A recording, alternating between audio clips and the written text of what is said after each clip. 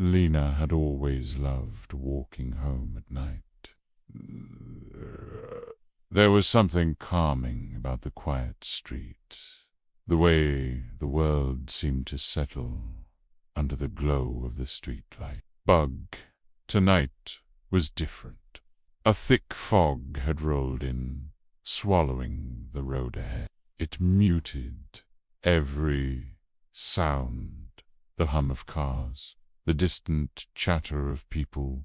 The world felt smaller, eerier. As she walked, she noticed something strange. Footsteps. At first, she thought they were her own, but when she stopped, the sound continued. A slow, deliberate crunch of gravel behind her. Lena turned her head sharply. No one was there. She picked up her pace. The fog thickened. The footsteps followed. Her heart pounded. Am I being followed? She glanced over her shoulder again. This time she saw it a tall, shadowy figure standing just beyond the glow of the streetlight.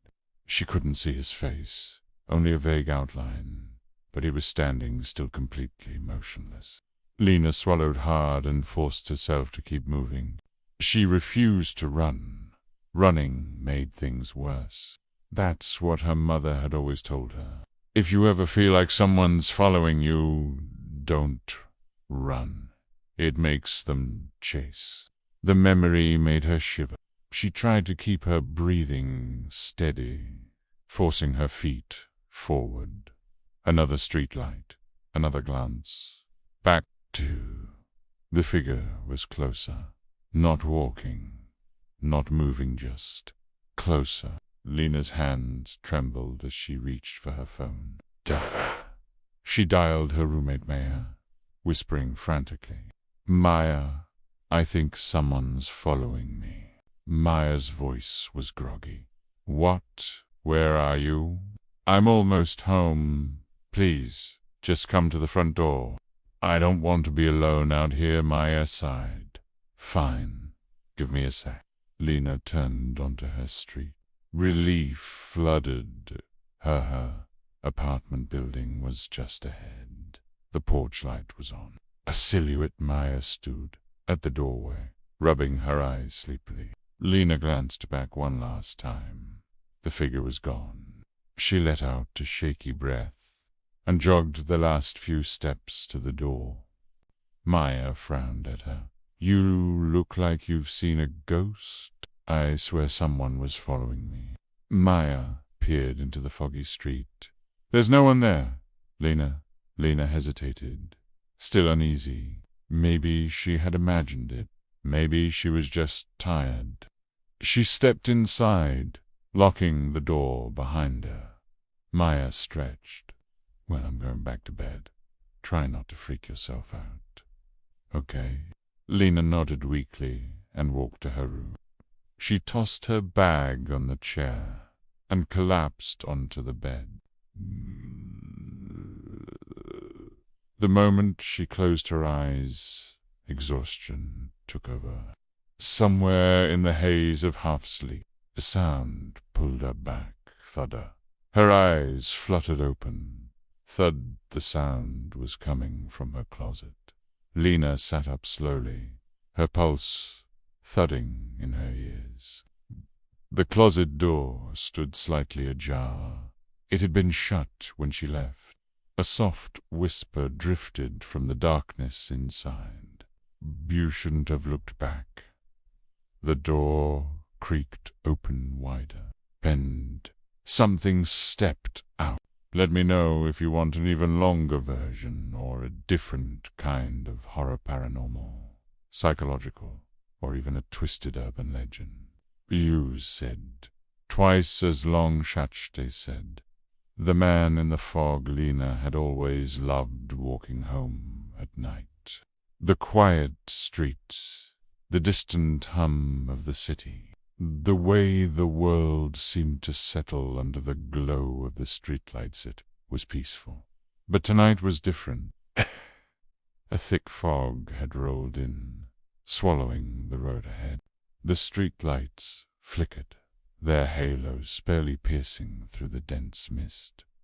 Every sound was muffled. The usual distant chatter of late-night pedestrians was gone.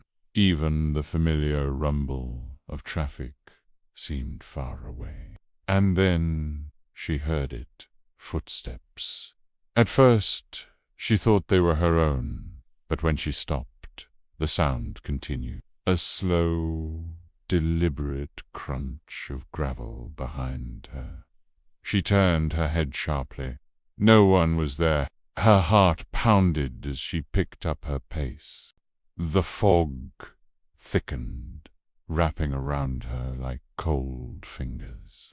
The footsteps followed, never too fast, never too slow, just matching her movements.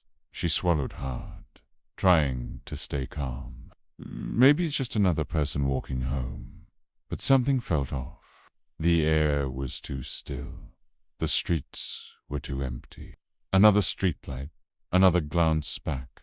A figure stood at the edge of the light, tall, motionless, its face obscured by the fog. Lena's breath hitched, her stomach twisted. She forced herself to keep walking. Don't run. That's what her mother had always told her. If you ever feel like someone's following you, don't run. It makes them chase. Her mother had been a paranoid woman, always locking doors twice, always checking the windows before bed. Maybe she'd been right all along. Lena reached for her phone with shaky hands. She dialed Maya, her roommate, whispering frantically. "Maya, I think someone's following me." Maya's voice was groggy. "What? Where are you?" "I'm almost home. Please, just come to the front door." "I don't want to be alone out here," Maya sighed. "Fine, give me a sec." Lena turned onto her street. Relief flooded her. As her apartment building came into view, the porch light was on. A silhouette Mia stood at the doorway, rubbing her eyes sleepily. Lena risked one last glance back. The figure was gone. Her breath came out in a shudder. Maybe it had just been her imagination. Maybe it was nothing. She hurried up the steps, past Maya, and into the safety of their apartment. Maya frowned at her. "You look like you've seen a ghost." "I swear someone was following me," Lena said, voice shaky. Maya peered into the foggy street. "There's no one there, Lena." Lena hesitated. Had she been imagining it? The paranoia still clung to her like the cold night air. Maya stretched. "Well, I'm going back to bed. Try not to freak yourself out, okay?" Lena nodded weakly and walked to her room, shutting the door behind her. She tossed her bag onto the chair and collapsed onto the bed. The moment she closed her eyes, exhaustion took over. Then thought. Her eyes snapped open. Thud. The sound was coming from her closet. Lena sat up slowly, her pulse hammering in her ears. The closet door was slightly ajar. It had been shut when she left. Chill ran down her spine. She reached for her bedside lamp, but her hand was trembling too much to grip the switch. "Breathe." The silence stretched. Then a whisper. "You shouldn't have looked back." Lena's stomach twisted into a knot. The voice was barely audible, but it came from inside the closet. The door creaked open wider, and something stepped out. It wasn't a man, not entirely. Its form was too thin, its limbs too long. The face was blurred, shifting like fog caught in a slow breeze. But its eyes, they were there, watching, unblinking. Lena scrambled back against the headboard, too terrified to scream. The thing took a slow step forward, then another. Its footsteps made no sound now, and then it smiled. Not with a mouth, because it had none, but somehow Lena felt it. Her phone buzzed on the nightstand. It was Maya. The screen lit up with a message. "Hey, did you just knock on my door?" Lena's blood turned to ice. The thing in front of her tilted its head as if it had heard the message too. Then, with a flicker like a light short-circuiting, it was gone. The closet door hung open, empty. Lena's breath came, and ragged gasps. She leaped out of bed and sprinted down the hallway to Maya's room, throwing the door open. Maya sat up, groggy and confused. "Lena." "What the hell?" "Did someone knock on your door?" Lena gasped. Maya frowned. "I thought it was you." They both stared at each other in silence, the weight of dread pressing down on them. Then knock, knock, knock. The sound came from the inside of Lena's bedroom. Neither of them moved. Neither of them breathed. Slowly, Lena reached for her phone again, her fingers trembling as she typed. "Don't open your door." Maya's phone buzzed. Piyush read the message, eyes wide, then looked back at Lena. The knocking stopped, but they knew whatever it wasn't gone. And it wasn't done playing.